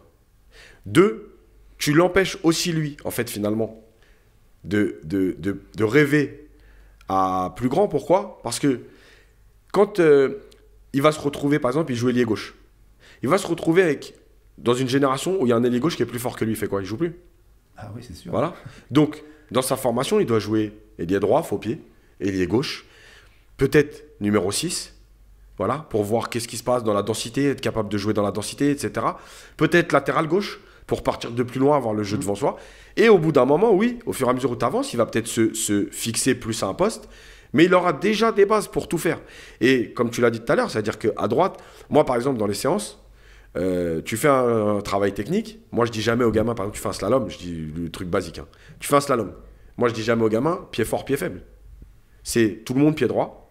Je m'en fous qu'il y ait un gaucher dans le truc. Ouais. Tout le monde pied gauche. Voilà. Donc 5 minutes, et vous allez tous toucher le ballon 5 minutes avec votre pied faible et votre pied fort, entre guillemets, etc. Tu vas positionner le joueur différemment. Et là-dessus, par exemple, l'Ajax, encore une fois, moi, j'invente rien. L'Ajax, c'est un des principes de leur formation. Voilà. Donc, De Ligt, à un moment donné, il était tellement fort défenseur central que ça ne servait à rien de le laisser défenseur central. Ils ont fait quoi ? Ils l'ont surclassé et en plus, ils l'ont mis au milieu. En gros, va jouer dans la densité maintenant. Bah, c'est normal que le mec, tu le fais reculer après, mais il est là, il se régale dans la relance. Et le mec, il a joué 1 an avec les 17, alors qu'il avait 14 ans, dans la densité, dans l'impact. Bah, une fois qu'il est derrière et qu'il a un peu plus de temps, bah, il fait ce qu'il veut. Bah, en fait, le résultat, c'est que le mec qui l'a fait jouer latéral droit, il l'a fait progresser avec son pied droit et il l'a replacé dans son poste. C'est-à-dire, il l'a fait monter Oui, avec le après, pied ouais. droit. Et quand il arrivait sur son pied droit pour centrer, il ne se remettait pas sur son pied gauche, mais au contraire, il centrait avec son pied droit. Bah oui, Et normal. là, le petit, il est pro aujourd'hui. Moi, Pareil, moi, tu vois, pour, voilà. pour moi, tu sais, il y a 2 écoles dans le foot. La rue, l'école des points forts. Il n'y a personne qui va te dire utilise ton pied gauche. C'est Tu le fais jeu ce que qui tu emmène. veux. Tu fais ce que tu veux, c'est ton point fort. Tu sais faire des crochets, tu fais que des crochets. Toute la journée, il n'y a personne qui va t'emmerder. Et l'école des points faibles, je grossis le trait, c'est le club. C'est justement celui qui va t'aider à pallier toutes tes carences. Et l'équilibre entre les deux, bah justement, c'est d'avoir... c'est pour ça que moi, je prône aussi bien le football dans le quartier, la rue, parce qu'elle t'aide à prendre confiance sur tes grosses qualités. Et puis le club, parce que bah, tu as des éducateurs qui vont te dire « Ouais, mais gamin, là, tu aurais dû contrôler de l'autre pied, tu n'aurais pas dû utiliser cette surface. » Et c'est comme ça que bah, justement l'équilibre se fait et Ouais, qu'on a une Mais- progression. Le plus important des éducateurs. Ça aussi c'est important parce que tu vois, par exemple, moi, avec les joueurs que j'ai au club, et ben, on va dire toutes les 3 semaines à peu près, soit du jeu réduit, soit sur la largeur du terrain, je fais du foot. Et je demande aux éducateurs, vous surveillez, évidemment qu'il n'y ait pas d'histoire, un blessé ou quoi, mais ils viennent jouer au foot. Ouais. Voilà. Parce que justement, comme tu dis, en fait, déjà, il y a cette liberté de se dire, on va pas tout le temps me corriger, j'ai envie de jouer au foot. La deuxième chose, c'est qu'il y a aussi des caractères qui vont se révéler parce que là, ils doivent faire leurs équipes, jouer, se décider qui va devant, qui va derrière. Il y en a qui prennent le leadership. Et en plus, dans le jeu, comme il n'y a pas de règles, bah, ils font un foot. Donc, tu as des mecs qui vont prendre le ballon. Oui, ils vont peut-être dribbler 3, 4 joueurs, ils vont perdre le ballon. Mais je m'en fous, en fait. Tu vois, il y a des séances où je fais, voilà, c'est libre. Il n'y a pas de consigne, il n'y a rien. Nous, on est là, on prend le temps. On fait tourner les matchs et c'est tout. Voilà. Parce que moi aussi, je suis comme toi, c'est-à-dire que le football de rue, c'est aussi celui qui te permet déjà d'avoir une liberté. Et c'est hyper important de ne pas tout le temps avoir quelqu'un sur ton dos. Et de jouer sur tes points forts. Et d'avoir aussi un petit peu de fantaisie aussi. Pour finir, Oui, aussi. quand tu le mettais à droite, je reviens un peu sur le petit il pleurait carrément.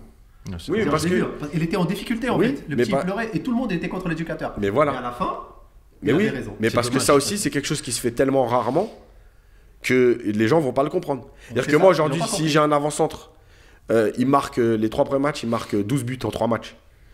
Je vais le mettre défenseur central. Personne. Les gens ils vont me dire, mais qu'est-ce qu'il fait lui? Il est fou, quoi. Mais moi, je sais pourquoi je vais le faire. Tu vois? Et c'est la différence que je disais tout à l'heure entre l'éducateur, la formation, et l'entraîneur. Ouais. Si je suis entraîneur, oui, je le laisse avant-centre. Voilà. Si t'es éduque, Contre vents et marées. Mais c'est vrai qu'il aurait dû être fait depuis le début. Ça aurait pas dû être fait depuis l'âge de 40. Mais c'est pour ça que je reviens. Pour moi, c'est plus la faute du club, son cas. Mais si ça aurait mis un vrai projet, ils auraient fait comprendre à tous les éducateurs qui recrutaient comment il fallait travailler. C'est bon, ça c'est un autre problème. Tiens, on parle des éducateurs. Tu parles des éducateurs en match. C'est quoi le rôle d'un éducateur en match? Comment il doit être en match? Parce qu'on peut voir, on va tous les week-ends, on va aller sur les bords de terrain. C'est n'importe quoi, c'est la kermesse. Il y a les parents aussi qui disent La kermesse ou le carnaval? C'est comme tu veux. Mais en fait, je voudrais que tu. Parce que moi, j'ai beaucoup de jeunes aussi qui nous regardent et tout, et des jeunes éducateurs. Et tu décris un peu le rôle d'un éducateur en match, vraiment en match. Parce qu'on sait que c'est vraiment là où il y a le plus gros problème. Donc, Mais en fait, rapidement, c'est prendre tout de suite du recul sur le résultat, sur l'arbitrage. Voilà, c'est des choses que tu peux pas, t'as pas d'impact dessus. Voilà. Donc ton équipe, le jeu, c'est déjà très bien. La deuxième chose, c'est que le match finalement, c'est le contrôle Voilà, c'est le contrôle à l'école. Tu viens valider ce que tu as travaillé, ce que tu as mis en place, la progression de tes joueurs, etc. Donc, c'est éviter d'avoir une télécommande dans la bouche. D'accord? Moi, les éducateurs, donne à droite, regarde, lève la tête, machin. Ça, c'est pas possible. Pour 2 raisons. La première, c'est que si tu as bien fait ton travail avant, normalement, tu n'as pas à faire tout ça. Oui. D'accord? Mais c'est surtout une chose. Et encore une fois, je reviens à cette histoire de ces mecs-là, comment ils jouent au foot. Quand tu as été un petit peu joueur, et je parle pas professionnel, n'importe quel niveau, tu reçois un ballon, d'accord? Tu as vu un joueur à gauche, et tu as un mec qui te dit, regarde à droite. Qu'est-ce que tu fais? Tu regardes à droite. oui. Tu as perdu du temps. À gauche, il n'y a plus la solution. Donc, toi-même, quand tu as été un peu joueur, tu sais que c'est pas le moment qu'on te dise quelque chose. Toi, ton travail, c'est de dire, il n'a pas vu la passe. Pourquoi il n'a pas vu la passe? Là, j'ai vu, il n'a pas pris l'information, il n'a pas levé la tête. Ah, t'as vu quand il a contrôlé extérieur pied droit, alors que s'il avait contrôlé avec le gauche, il allait du côté où c'était ouvert. C'est ça ton travail. Donc si c'est de dire aux gamins, prends à droite, lève, regarde Thomas tout seul, regarde Karim. Écoute, prends ta PlayStation, prends ta manette, joue chez toi, c'est mieux. Voilà. Mais tu sais que ça, c'est très mal vu parce que moi, je prends mon cas à moi, parce que ça m'est déjà arrivé qu'il y a un directeur sportif technique qui est venu sur le banc pendant que je jouais un match et qui me dit, Shams, il faut commencer que tu parles, faut que tu parles. Bah ouais. Parce qu'en fait, moi, je voulais laisser la liberté, en fait, je voulais laisser créativité à tout. Ouais, mais pourquoi? Et mais parce que c'est encore une fois ce que je dis depuis tout à l'heure. Il y a des habitudes qui sont ancrées, et même les parents. Dire que moi, je le sais, puisque c'est mon attitude. Mais quand je me mets sur le côté pendant 15 minutes et je parle pas, je replace un truc ou je fais une remarque. Au début, les parents ils se disent quoi? Mais ils s'en foutent quoi. Voilà, c'est ça, exactement. Parce que je Ouais, suis habitué à avoir le Qui veulent prendre ta place. Mais le problème, c'est. Mais moi, dès le début de l'année, j'explique. C'est-à-dire que moi, je fais une réunion avec les parents, je dis voilà, vous allez voir pendant les matchs, il peut se passer 15 minutes où je vais rien dire. C'est pas que je m'en fous. C'est juste qu'ils ont besoin c'est même eux-mêmes. pas les parents, je parle. Non, mais les parents, le quoi. directeur technique, tout le monde, puisque c'est une habitude. Dès qu'il n'y a pas un mec qui Crie. parle pendant tout le match et qu'il crie sur le côté, on a l'impression qu'il fait pas son travail. Voilà. Alors que c'est lui qui fait le mieux son travail. Puisque tu laisses le gamin réfléchir tout seul. Tu le laisses se tromper. Mais après, il faut l'expliquer. Moi, j'aurais préféré quelqu'un qui vienne me voir et qui me dise, Shams, pourquoi tu ne parles pas, par exemple, et j'aurais expliqué pourquoi. Ouais. Mais le truc, c'est que les mecs, ils te laissent même pas le temps de dire, Oui. moi, je leur ai expliqué, je voulais laisser. Parler, mais pourquoi Voilà, pourquoi dire en fait, voilà. Parce Bien que sûr. Parce que souvent, tu vois les éducateurs, alors moi je les appelle les hurleurs. Ils passent leur temps à hurler. Alors Ils donnent pas des consignes, Comme Atix, soit tu hurles, soit tu donnes des consignes, soit tu peux donner des rappels.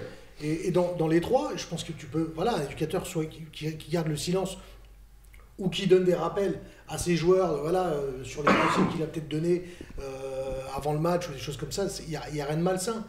Là où ça devient des fois inaudible pour un gamin ou voire même complètement bloquant pour les gamins, c'est d'avoir un espèce de général des armées sur le côté qui est en train d'hurler et le gamin, en fait, quand il reçoit le ballon, la seule chose qu'il veut, et ça je l'ai vécu à travers mon fils, la grille de lecture de certains gamins d'un bon ou d'un mauvais match, c'est quoi? C'est j'ai pas perdu le ballon. Sauf que non, t'as pas répondu aux exigences que le jeu voulait. Sauf que t'as pas perdu le ballon. C'est ça. Et pour certains éducateurs, t'as pas perdu le ballon, donc t'as bien joué. Mais non, là, à ce moment-là, il fallait prendre le risque. T'étais dans une zone où tu pouvais prendre des risques et ainsi de suite. Sauf que quand il a perdu le ballon, il lui hurle dessus. C'est un grand sujet, ça. C'est un grand sujet, ça. Ah ouais, non, c'est un vaste sujet. Il y a des petits, voilà, les statistiques, peut-être, Yacine, avant, je l'ai vu, il a parlé de ça. En fait, les statistiques, ils ont tué le football un petit peu quand même. Bien sûr. Aujourd'hui, J'aime beaucoup. le même Petit qu'on parlait tout à l'heure, il a joué en senior, il a joué en pro à un certain niveau. à un moment donné, il a eu peur de perdre le ballon. Du coup, il faisait quoi? Il prenait le ballon, il donnait le numéro 6. Ah oui, mais bien sûr. C'était lié. Dans le sens, ce que tu disais, Farid, en fait, c'est les statistiques en fait, dans sa tête. En sortant, j'entendais en fait, oui, mais t'inquiète pas, t'as fait un bon match. Sur 20 passes, t'as réussi 19. Ouais, mais à qui? Oui, mais bien sûr. Mais bien sûr. Le plus important, à qui? Tu joues ailier, t'as jamais pris le ballon et t'es parti voir t'as provoqué un peu le latéral. C'est là, en fait, où c'est un autre sujet, en fait, où, pour revenir aux éducateurs et aux parents, c'est que regarder la télé, peut-être ils voient les mecs, Pep Guardiola, il fait que crier et ils se disent ouais, Yacine il parle pas. Mais c'est les entraîneurs là. En fait, voilà. Et le parent, c'est un parent en fait. Il regarde, il dit bah l'entraîneur en fait, enfin l'éducateur, l'entraîneur. Non mais c'est tellement plus fout, plaisant de sortir un joueur. Regarde Pep Guardiola, il est pas meilleur que Pep Guardiola, Klopp, tout ça, ce qu'ils font, ils font que crier sur terrain. Entre parenthèses, à ce sujet, comment ça s'explique. Hein. Ouais, faut pas Et ils se disent que voilà, Yacine il parle pas pendant 15 minutes, peut-être il s'en fout en fait. Non, mais bien sûr. Mais tu vois, regarde, par exemple, l'histoire de la passe ratée. Tu vas rarement entendre un éducateur dire à un gamin bien joué sur une passe ratée. Et pourtant, c'est peut-être bien joué. C'était la bonne solution en plus. Parce que c'est juste qu'il l'a mal réalisé, mais à un moment donné, c'est peut-être bien joué. Et en plus de ça, encore une fois, après, il y a aussi, malgré tout, la connaissance du jeu. Quand tu rates une passe ou que tu tentes une passe que tu rates, cette passe-là, elle crée quelque chose chez l'adversaire. Tu l'as raté, mais l'adversaire, il se dit, tiens, lui, il est prêt à prendre un risque. Il tente des passes compliquées. Ouais. Cette passe-là, elle aurait pu nous faire mal. Donc, ça veut dire quoi? Ça veut dire que la prochaine fois, quand tu reçois le ballon, l'adversaire, il va pas se dire, ouais, les gars, tranquille, on recule. Ouais. Il va se dire, faut sortir sur lui. Donc, tu vas créer quelque chose. Ou alors, ils vont se dire, tiens, attention, faut fermer cet intervalle-là. Mais ils vont ouvrir de l'autre côté. Donc, une passe ratée, c'est pas toujours négatif en disant, ah, il a raté la passe, c'est la fin du monde. Cette passe ratée, elle va engendrer plein de choses. Ouais. Et c'est pour ça que je dis souvent, quand je fais notamment les analyses de match et tout, après, là, au Club des 5, à Paris United, quand les mecs ils disent ouais il a réussi, mais en fait je m'en fous moi de savoir le nombre de passes qu'il a réussi. Par contre le nombre de fois où il a créé du doute chez l'adversaire, ce qu'il a obligé l'adversaire à faire, tu vois, aujourd'hui par exemple on voit de moins en moins de tirs de loin en dehors de la surface. Je lui parlais de ça. Et ben quand tu fais un tir en dehors de la surface, la base dans la tête des gens c'est de dire il a essayé de marquer. En fait qu'est-ce que tu crées? Mais tu obliges la défense adverse à sortir. Si elle sort, elle laisse un espace plus grand derrière. Mais bien sûr. Mais tout ça aujourd'hui, comme tu l'as dit, les stats, elles ont tout tué. C'est-à-dire qu'il faut tout réussir. Puisqu'il faut tout réussir, eh ben, je vais donner une passe à 3 mètres. Je vais avoir mes 100% de passes réussies. Demain, ils vont parler de moi en disant ah, il a touché 88 ballons, il a réussi 100% de passes. Tout le monde est content, mais tu n'as rien créé du tout. Mais exactement. Mais en fait, voilà, ça se lie. En fait, c'est tout un système parce que là, aujourd'hui, pour recruter un joueur, on fait quoi? On regarde ses stats. Là, aujourd'hui, si aujourd'hui il a pris le ballon, comme tu as dit, il est parti provoquer. Non, tu ne regardes pas ses stats quand on parle des jeunes, parce que là, si tu parles des grands. Ouais, on parle pour recruter un joueur. Moi, je l'ai entendu il n'y a pas longtemps, il y a 2-3 semaines. Bah, effectivement, le petit, ils ne le connaissent pas. Sauf que, un petit, il joue en senior, mais on a regardé directement ses statistiques. Ah, d'accord, ok, je vois ce que tu veux dire. On a regardé directement ses statistiques. Mais le but, quoi, généralement le but, quoi. Les nombres de buts. Ouais, voilà, nombre de buts, nombre de passes D, attention. Mais ça peut être, tu peux faire une passe D, sauf que l'attaquant, il n'a pas marqué. Mais voilà, exactement. Mais c'est ça, comment tu vas juger un milieu de terrain qui est un attaquant qui est une chèvre totale, qui va lui mettre des caviars, et il va pas en mettre une autre. C'est ce que je dis, en fait, les statistiques. Et l'autre qui a un milieu de terrain pas terrible et qui a un tueur devant, tu lui mets un ballon du pointu n'importe où, tu te retournes, c'est exactement ça. Lequel des deux est le meilleur? Voilà. Et c'est la grosse problématique, comme tu dis, des statistiques qui ont finalement aidé autant qu'il n'a pas aidé le football. Et tu sais, moi, une fois, j'avais fait un petit sujet sur... Parce que moi, j'aime beaucoup le poker. Enfin, c'est un jeu de stratégie. Et il y a ce qu'on appelle le GTO, c'est-à-dire Game Theory Optimal. C'est une façon de jouer sur le long terme qui est gagnante. Et il y a une notion qu'on retrouve dans le poker, qu'on ne retrouve malheureusement pas dans le football, c'est ce qu'on appelle result oriented. J'ai un mauvais accent en anglais, mais c'est être orienté par le résultat. C'est-à-dire qu'en fait, au poker, si tu joues bien, même si tu perds, il faut que tu continues de jouer de la même façon que tu as joué. Tu changes pas même si tu as perdu. Parce que sur du long terme, tu es gagnant. Comment ça s'appelle, Toto? On appelle ça être result oriented. D'accord. Il va s'inscrire au poker ce soir. Non, quand je vais éduquer les gamins, je vais faire ça. Result oriented. Pour rejoindre un petit peu ce que disait Yacine, si tu joues bien d'une certaine façon, même si ça passe pas, continue à jouer, ne change pas. Et si tu es orienté par le résultat, l'éducateur qui dit ça fait 3 fois que tu rates la passe, ouais, mais celle-là, quand elle va passer, elle va faire but. Tu vois, donc il faut pas changer. Continue, ne change pas ta façon de jouer.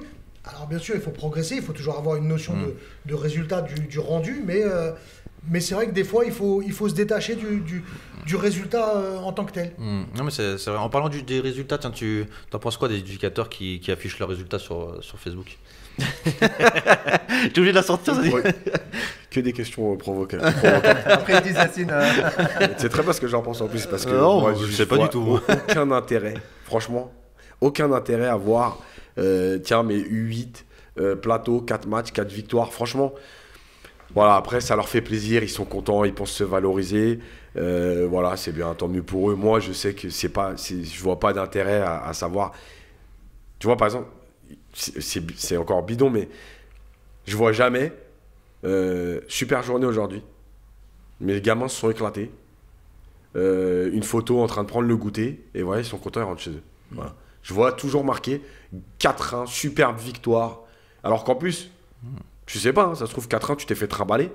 Mais t'as un mec qui est en feu, il a eu 4 actions, il a mis 4 buts. Hein. Ouais, c'est vrai. Donc ça veut rien dire du tout, tu vois. Ça se trouve, tes milieux de terrain, ils ont pas touché le ballon.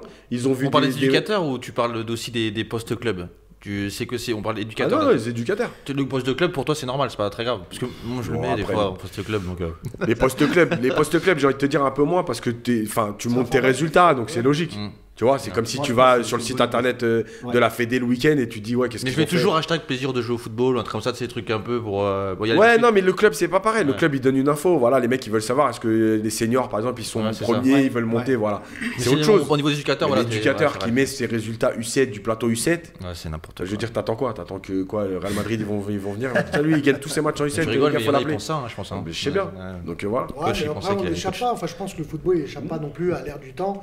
Aujourd'hui, tout le monde expose un petit peu tout sur. Société du spectacle et culte du résultat. Ouais. C'est ça en fait. C'est vrai. Les détections, tu parlais des détections au niveau de l'école de foot en U8, U9, U10. Après, pourquoi pour toi c'est scandaleux que tu dis? C'est vraiment t'as mis le mot scandaleux. Que ça veut dire que toi, t'es capable de dire à un gamin de 8 ans, 1, je prends pas de licence au club. Ma question était belle. Et 2, toi, tu feras jamais rien dans le foot à 8 ans. Ouais. C'est-à-dire qu'il y a des mecs aujourd'hui qui disent à des gamins, tu peux pas signer au club. Donc déjà, tu feras pas de foot ton loisir. Mais en plus, toi, je sens que tu feras pas de foot dans ta vie. C'est des génies, les mecs. Non, mais en fait, il faut jouer à l'euro million, les gars. C'est pas, si vous voyez l'avenir aussi bien, il faut jouer à l'euro million. À 8 ans. Parce que moi, j'ai vu des gamins, par contre. Parce que moi, déjà, dans les clubs où je suis, tous les gamins de la ville, d'accord, jusqu'à 13 ans, parce qu'après, tu fais un choix par rapport au nombre de joueurs surtout. C'est-à-dire que s'ils arrivent et que tu es déjà 35, voilà. Mais tous les gamins de la ville, ici, d'accord. Moi, j'ai vu des gamins commencer en U9C, en U10C, et se retrouver en U13A. Parce que chacun avance à sa façon, à sa vitesse. Il a des déclics. Tu rencontres le bon éducateur qui va, toi, te permettre son discours passe mieux. C'est vrai. Tu as un déclic et tu passes devant tout le monde en U13. C'est pas mieux. J'ai une idée là, rien à voir avec. Question. C'est pas mieux de tourner en une année 3-4 éducateurs, 2-3 éducateurs. Ouais, c'est le fond. Si, moi, l'Ajax le fait. Ouais, Moi, je pense que par exemple, 2, c'est bien, tu vois, à la trêve de décembre, Ouais. et tu changes, c'est déjà très bien. Parce que déjà, d'avoir des éducateurs, c'est compliqué. Ouais. Donc bon. Non, mais tu changes en fait. Oui, j'ai compris, ouais. Oh, Tu switches, changes. mais bon, Ouais, après, switch. voilà. Mais 2 fois dans l'année, c'est déjà très bien parce qu'effectivement, il y a, je pense, deux choses essentielles. Il y a le discours, et on est plus sensible à certaines personnes. Mais il y a aussi l'éducateur qui va changer Enfin, quand l'éducateur change, entre guillemets, les cartes, elles sont rebattues. Et tu vois, moi, par exemple, sur mes séances, sur 2 séances, par exemple, U11, j'oblige la première séance à ce que les éducateurs restent sur l'atelier et c'est les groupes qui tournent. Pourquoi? Parce qu'en fait, l'éducateur des A, des U11A par exemple, s'il est tout le temps avec son groupe, mais il verra jamais le U11B qui est bon. Puisque à l'entraînement, il est avec son groupe et le samedi, il joue en même temps, les U11A et les U11B. Donc, en faisant ça, qu'est-ce que tu te dis? Je vais faire tourner, hop, je fais un jeu, j'ai les U11A et après j'ai les U11B. Et là, je me dis, tiens, je l'avais pas vu lui depuis le début de l'année, il est pas mal. C'est vrai, c'est vrai. Donc peut-être que je vais le prendre avec l'U11A. Régulièrement aussi, je dis par exemple les U11, aujourd'hui en séance, c'est pas les U11A, les U11B, chacun avec votre éducateur, on mélange tout le monde.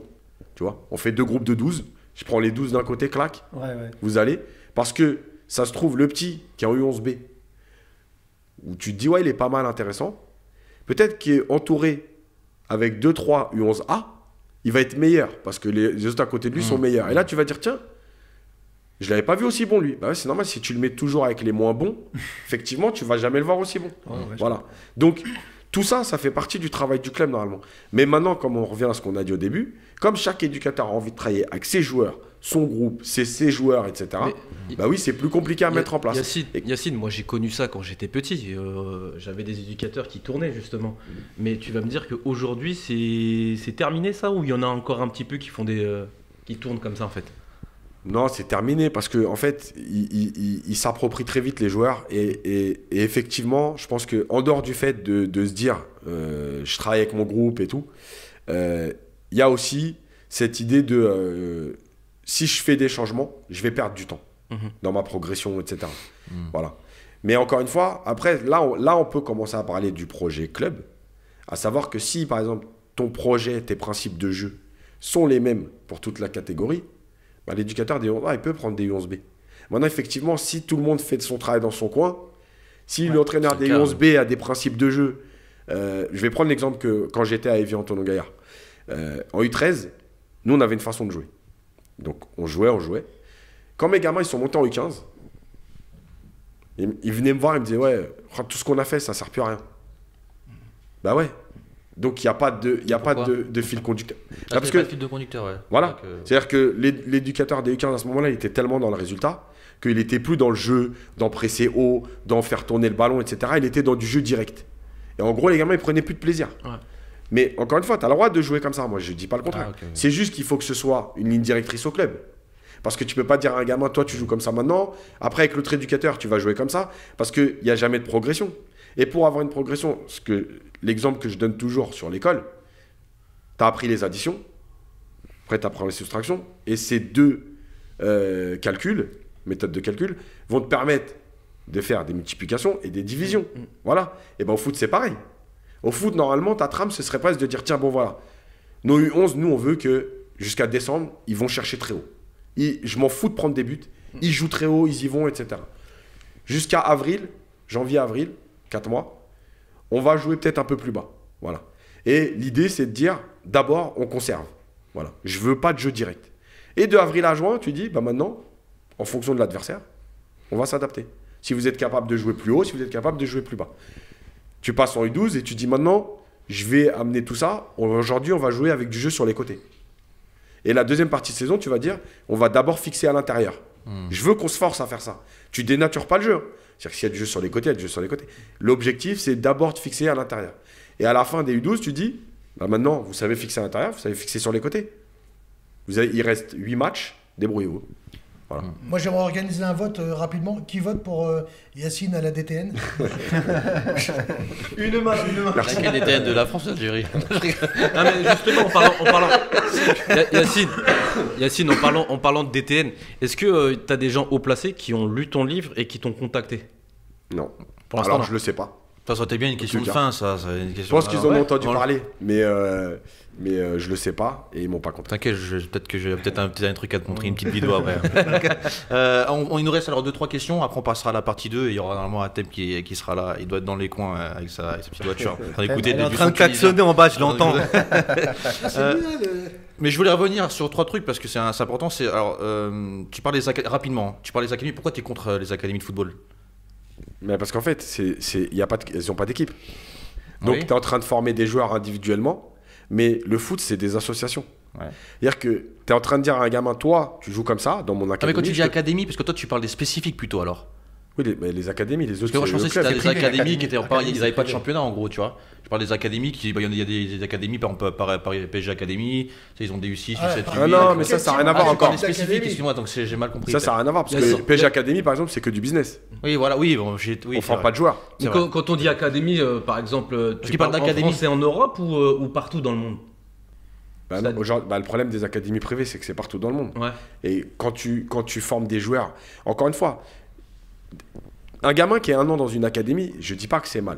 D'accord. Il va travailler des choses, il va peut-être avoir plus de moyens, il y a les infrastructures qui sont meilleures, etc. Sauf que sur la durée, je continue de dire que le football, ce sont des associations. Donc, si je te fais travailler toi tout seul individuellement, ok, tu vas peut-être prendre le ballon, tu vas être très fort. Mais si tu ne comprends pas toute la semaine, le joueur à côté, tu vas jouer milieu, jouer à 2 milieux.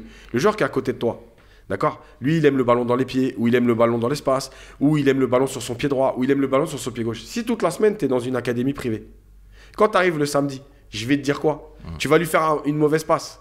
Mais je vais te dire quoi, moi? Je vais te dire, ouais, mais non, tu dois lui donner le ballon mieux que ça. Mais en fait, il n'y a qu'aujourd'hui que tu joues avec lui. Tu vois?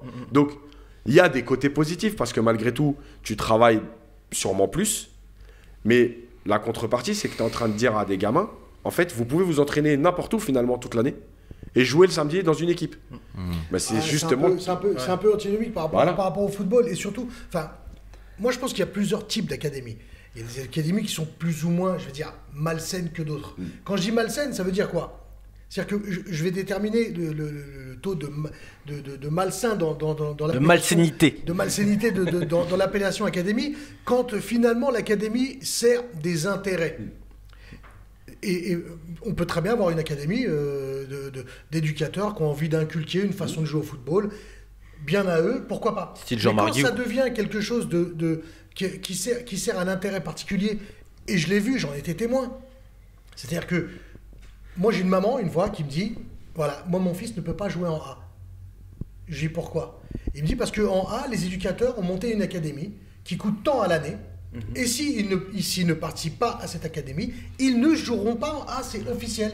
Je vais me boucher les oreilles quand tu dis ça. Je ne citerai pas le nom du club, c'était dans l'Ouest parisien. Ce club-là, dans beaucoup de catégories, ils se sont effondrés parce qu'ils ont été vampirisés par un tas de petites académies qui se sont montées par des éducateurs intéressés. Et ça, je trouve ça hyper malsain. J'ai vu des académies qui, dans leur académie, ont dit à leurs joueurs, allez dans tel club, parce que dans ce club-là, ils joueront tous en A. Donc ça veut dire qu'à partir de là... C'est ça qu'ils disaient, ils vont Allez, voilà, on travaille avec tel éducateur, il fera jouer votre fils en A, quoi qu'il arrive. Là, je trouve que ça devient malsain. Là, c'est plus une façon d'éduquer, d'apprendre le football d'un point de vue tactique. C'est du business, en fait. C'est du business. Ça devient du business, et là, oui, je trouve ça malsain. Maintenant, moi ce que j'ai envie de dire, allez jusqu'au bout, prenez les gamins des académies, ne les faites plus jouer dans les clubs, et au moins les clubs seront tranquilles. Et on pourra, parce que tu sais, Yacine, ce que tu disais tout à l'heure, je suis entièrement d'accord avec toi, mais malheureusement, ça s'approche de plus en plus de l'utopie, ce genre de choses, parce qu'aujourd'hui, les dés sont pipés, tout est biaisé par justement l'interventionnisme de gens extérieurs dans le football, qui, avec des accointances d'éducateurs, vont faire que, fais jouer lui. C'était des problématiques qu'on retrouvait dans le football professionnel. Aujourd'hui, on trouve des problématiques qu'on avait dans le football pro, en U12, où t'as des mecs qui sont pas dans le club, font la feuille de match. Non mais je trouve ça incroyable. Non mais tu vois, et encore là, limite je me contiens, tu vois. Non mais si tu veux, je lance la table. Tu vois, pas de souci, tu vois. Il y a le livre, Yacine, non? Non, quand même. On va respecter le matériel. Mais en tout cas, voilà, moi, et c'est ça le problème, c'est que tu vas avoir des gens comme toi qui sont animés par une vraie envie de faire progresser les choses, faire avancer les choses. Malheureusement, ça s'approche de l'utopie parce que il y a des choses qui, en filigrane, s'immiscent dans la vie du football. Tu sais que j'ai voulu ouvrir une académie, moi. Vous savez ça? J'avais voulu ouvrir une académie parce qu'en fait, alors bien sûr, parce que moi je suis passionné de foot, donc je suis éducateur. Et c'est vrai que j'ai pensé aussi pour en vivre, je dis la vérité. Mais en fait, j'étais un peu... je suis pas d'accord comme les clubs travaillent. Et ça m'embêtait qu'il y a des jeunes qu'on les juge directement sur le fait il est pas bon, tu joues pas, sur les donc je me suis dit, j'étais bien allé voir même le district 94 pour présenter mon projet et tout, et je voulais créer une académie, en fait c'était accessible à tout le monde, et que j'avais mis un projet de formation qui pour moi était bénéfique pour les jeunes, pas dire toi t'es costaud, tu vas jouer, toi t'es pas très bon, vas-y, je voulais que ça soit vraiment, et c'est pour ça que moi j'ai pas pu le faire. Après, tu peux aller jusqu'au bout, avoir un numéro d'affiliation et créer ton équipe. Non, en fait, c'est ça. En fait, je voulais pas, parce qu'en fait, je voulais pas. C'est ça qui dérangeait, c'est qu'en fait, moi, je voulais pas m'inscrire à un championnat, en fait. Ouais, voilà. Et c'est là qu'on commençait à me dire, ouais, mais Shams, tu peux pas faire des entraînements, qu'ensuite tes joueurs ne jouent pas en match, machin. Pas de match. Je dis, mais oui, mais moi, en fait, je veux pas qu'on ait pris par le résultat, le fait d'un match et tout. Je voulais vraiment que les petits viennent s'amuser. Et qu'en même temps, en s'amusant, j'essaye de. Ils le savent pas eux, mais je vais leur inculquer des petites choses, des petits trucs. Puis après, peut-être qu'après, ils vont avoir encore plus envie, peut-être ils vont progresser, ils vont peut-être partir après. Mais je voulais sur limite un tremplin. Oui, mais j'avoue, ça m'a. Il y avait de la bienveillance. En fait, voilà, alors, le seul limite, on pourrait dire que c'est le côté négatif, c'est vrai qu'aussi, je voulais en vivre. Tu vois, de mon métier, je suis passionné. Donc je me suis dit, je vais en vivre de ça. Mais on est avec le temps qui investit. C'est-à-dire que si ça prend 90% de ton temps, si finalement t'en vis, ça devient pas malsain. Là où ça devient malsain, c'est que après, c'est des intérêts financiers sur du long terme. On parle pas de d'en vivre à l'instant T, que ça devienne ton métier. Celui qui veut faire une académie, que ça en devient son métier, parce qu'il est tout le temps sur le terrain, parce que, enfin voilà, faut y aller sur le terrain. Enfin, tu vois ce que je veux dire? Quand il pleut, les week-ends, et ainsi de suite, quelqu'un qui a envie, pourquoi pas? Mais faut pas que ce soit au détriment au service d'une industrie. Voilà, que ça devienne une industrie et c'est là que ça devient un peu pernicieux. Bon, en tout cas, on a fini sur cette partie 1. On a une deuxième partie, d'accord. Donc, tout à l'heure pour la partie 2. Ok, voilà.